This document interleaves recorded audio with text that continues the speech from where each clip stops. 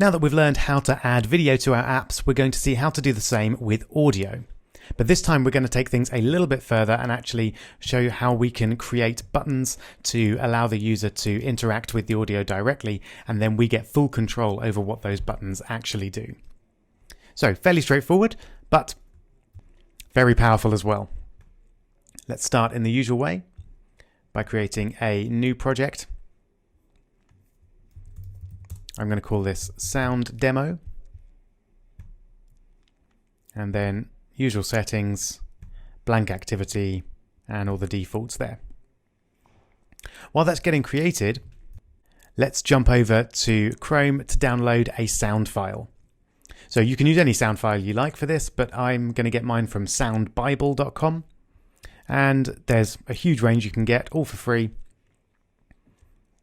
I've just selected the funny sounds there, and we'll go for the kid laugh one, which is always good. So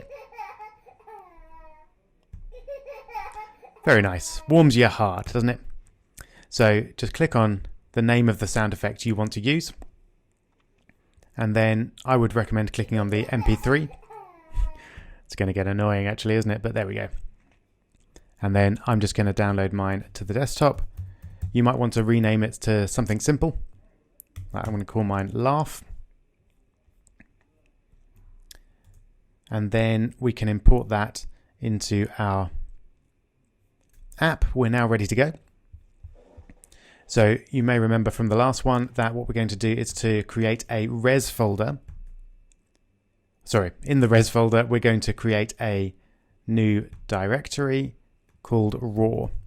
And that's where we're going to store our MP3 file. It doesn't appear there automatically, but if you make it smaller and bigger again, it should do. There it is. Fantastic. So if you're on Windows, you can just drag and drop your laugh.mp3 file straight in. Unfortunately, on Mac, that doesn't work at the moment. It's worth giving it a try because it may have been fixed in a later version of Android Studio. But if, like me, that doesn't work for you, you just need to drag and drop it in. So we'll do that by control clicking or right clicking on the raw folder, and then for me it's reveal in Finder, and then just double click on it there and drag laugh.mp3 right in there. There we go. And then it sometimes will appear there automatically. There we go. It has now appeared. If it doesn't, just control click or right click and synchronize raw, and then that will appear. Great, so we've got our laughter file in the app. Now it's just a matter of playing it. So we can do that with a couple of lines of code over in main activity. So first thing is, as before, we need to import the media player. So import android.media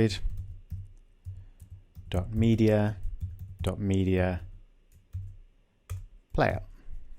There it is. And then we can actually play the thing with just 2 lines of code. So we're going to create a media player variable using media player. So that's the type of the variable that we're creating. I'll call it mPlayer. And we're going to create it using mediaplayer.create. There it is. And I'm going to do things slightly differently this time. We still need a context, which as before is just this. But this time I'm going to create it with the file itself. So I'm going to use r.raw,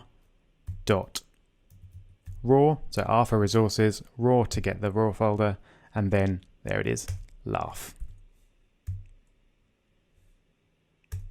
So that creates the media player with that specific file. And then to play it, all we need to do is type mplayer.start. Simple as that. So now if we run that, we should find that it creates the media player object, and we get the lovely laughing sound coming out of our app. Here we go. So I'm just going to choose that device and then run that.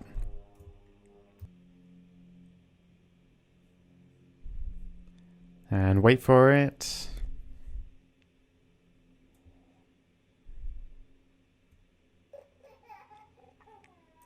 There we go.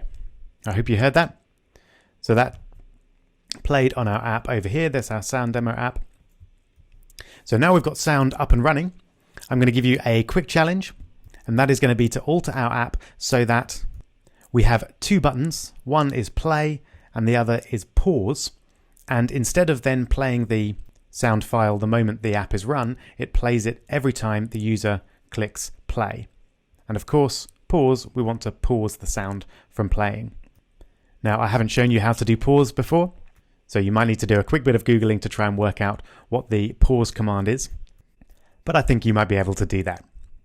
All right, so a moment to pause the video and give that a shot. Good luck.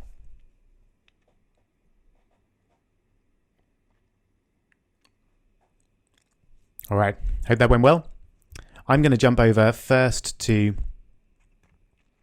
our activity main XML to add those buttons in. Let's just get rid of our logs for the moment. So I'm just going to drag in two buttons. I'm not interested in layout at all here.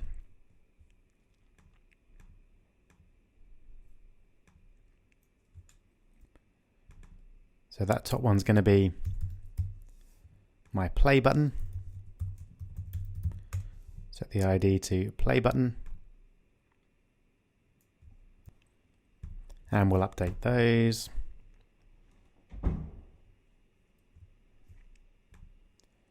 And then same with pause. Pause. There we go. And I'm going to change the on-click attribute to pause audio. And then for the play button, you won't be surprised to hear that I'm going to call that play audio. There we go. That's all we need here. So let's jump back over to main-activity.java and create our methods to play and pause. So let's do play first. We want public void and then play audio. And this is being called by a view, which we'll call view, which we know is the button, but we don't really care about. And this is where we want to play the audio. So the obvious thing would be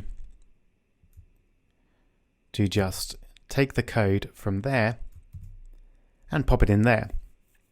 That will work, but we'll then have some problems when we want to pause the audio.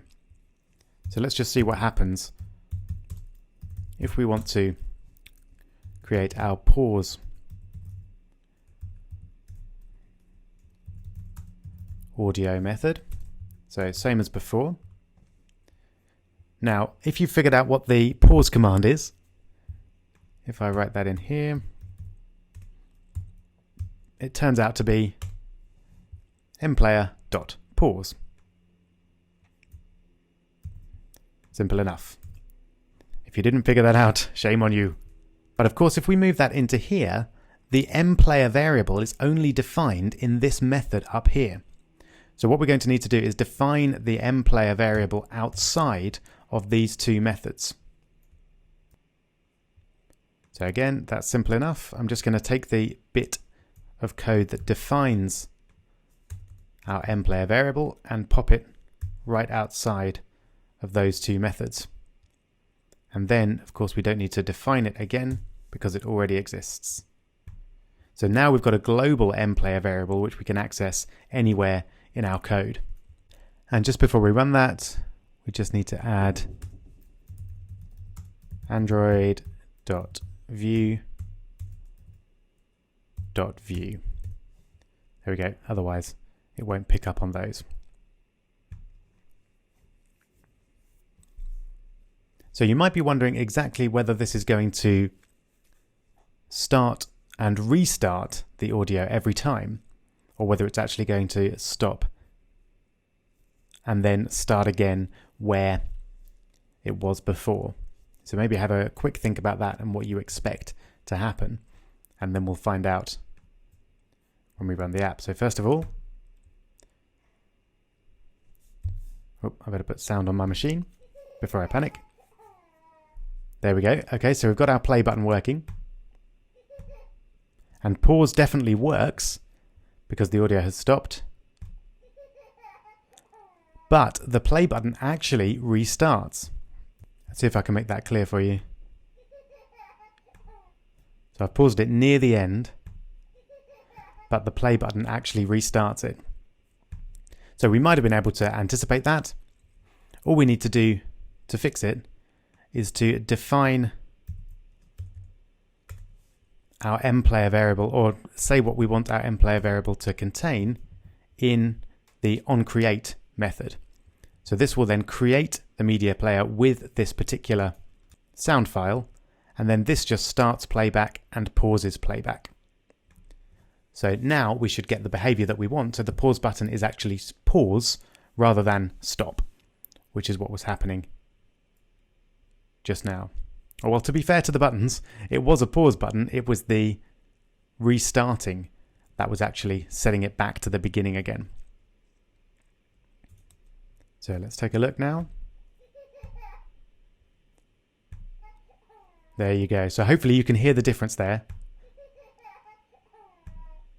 If we now just play, we only get the very last bit of the audio. Great, so you could use that to create an effective stop button as well, but you'd probably be better off using the official mplayer.stop if you wanted to actually stop the audio rather than pause it. Great, so we've created our audio player. In the next video, we're going to go on and create some more controls for this app. Specifically, we're going to add a volume control and a seek control, which allows you to go to anywhere in the piece of audio. That's pretty much everything you need for an audio player app. And it will also introduce us to the slider, or as they're known in Android, the seek bar, which will allow the user to drag a point on a bar back and forth. So they're very useful, particularly in media players, and we'll see how to use those in the next lecture. See you there.